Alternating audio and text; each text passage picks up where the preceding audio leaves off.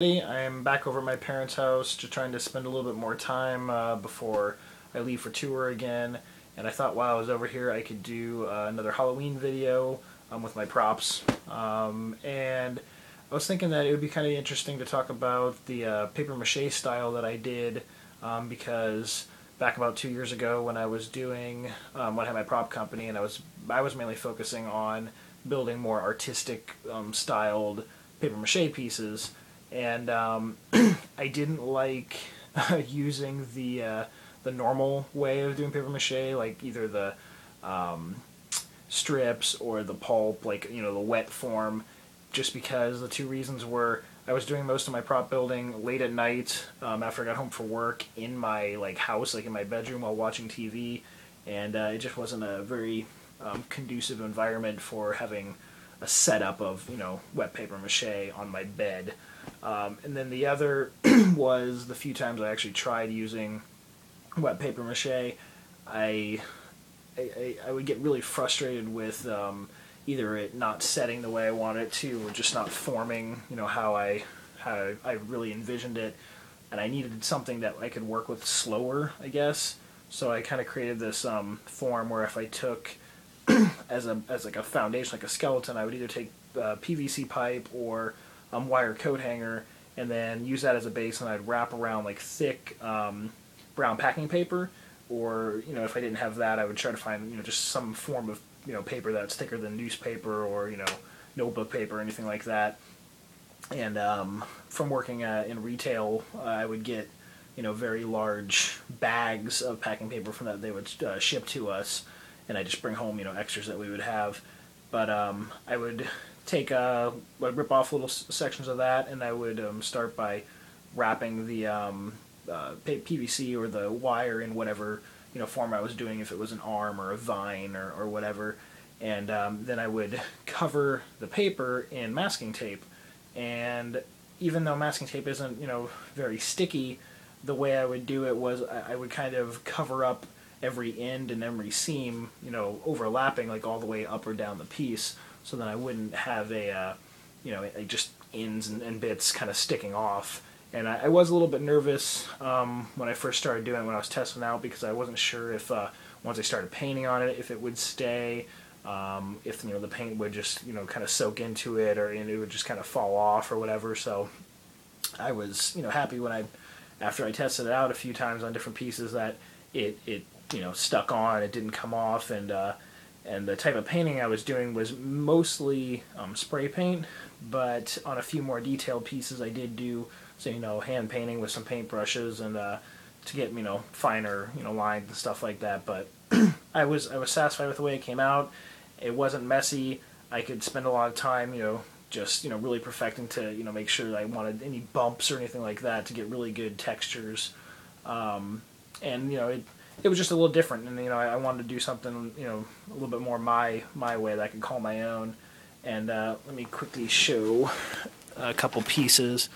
These two down here, this one is called Skull Stalks, and the guy in the back was called Petrified, which that guy right back there.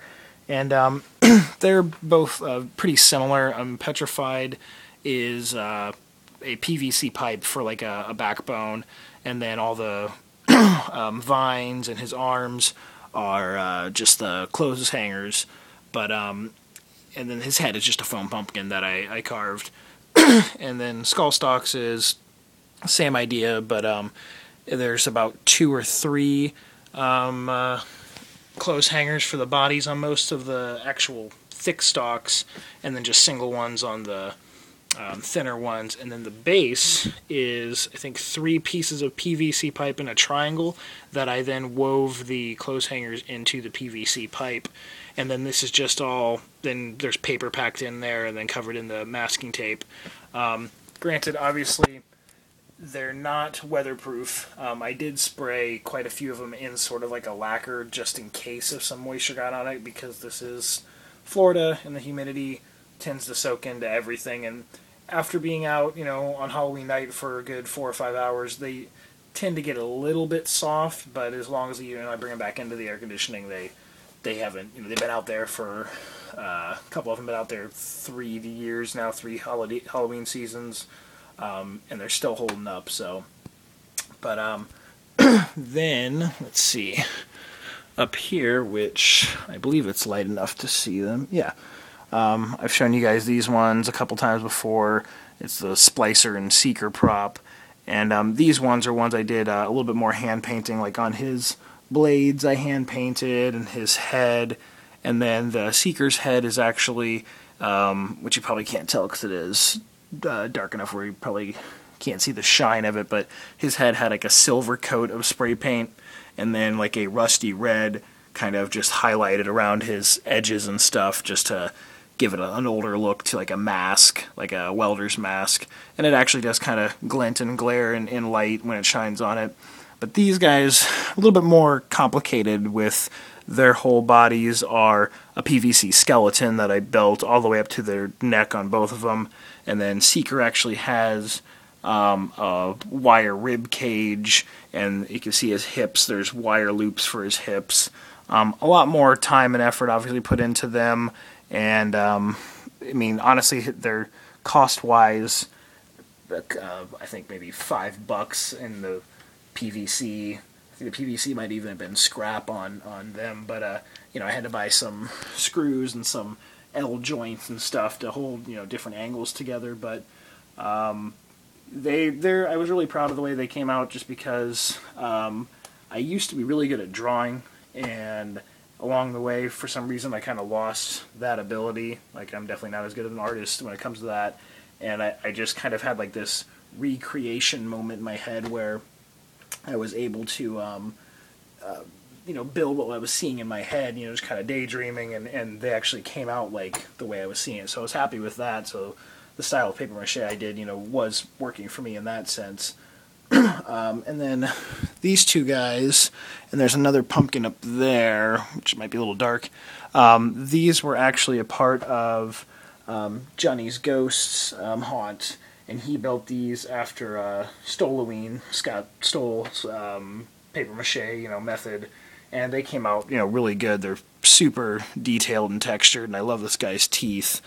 But I was really happy to get those when I acquired his haunt last year, and they were in my haunt. I just kind of threw them out in the forest and stuff, and there's some pictures of them posted up on my haunt space page, which I've linked before, and I'll link again in this one, but. Just sort of an insight on the style, and if anyone has any questions more about it, I mean, I can definitely go into more detail, and I've posted a bunch of pics, like on HauntSpace, of these props and some things, so, you know, just to ask, and I can definitely point some stuff out. And I thought this was kind of cool. I actually found the original pumpkins that I used to trick-or-treat with since I was, like, 2 years old, I want to say. This guy and this big one right here, and this one even has an old button on it, like an old Happy Halloween trick-or-treat button, and I just thought that was so cool. I mean, they've kind of been hanging out in this closet forever, and which kind of led me to think also, let me run and show you real quick. As my hair is flying behind me. Woo! In here, I found a few times over the years, it's always fun to kind of lose something and then find it again, but this is my old, like, sketch pad and little, like, you know, notes and stuff that I would jot down for, like, a to-do list. Like, you can see to-do, some of the stuff on it is, like, the first one, number one, is murder crows. It was, I wanted to, you know, destroy and bloody up my crows for my, the Murder of Crows scene, and it just, you know, build a fog. My first fog chiller is on here, and how I wanted to set up the front display windows and stuff. And I also found my very first cassette for haunt sound and stuff. Very basic, you know, stuff from like back in 1990, you know, or 80. Actually, no, this was shit. This was even older than that. This was 88 or 89 when I got this in Wisconsin when I was still living there. Just so cool to find, you know, this kind of stuff. And up here's all my old Goosebump books, you know, which, you know, I know I have, but, you know, it's just cool to kind of come back and let me know, like, do you guys have any old, you know, Halloween, like, notes and little scraps and stuff like that sitting around? You know, tell me about them. It'll be cool. Peace, and talk to you guys later.